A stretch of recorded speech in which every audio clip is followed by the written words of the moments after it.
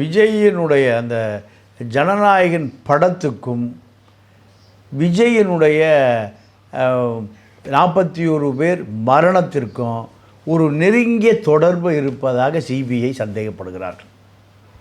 இதுதான் விஜயை கலக்கமடைய வைத்திருக்கிறது.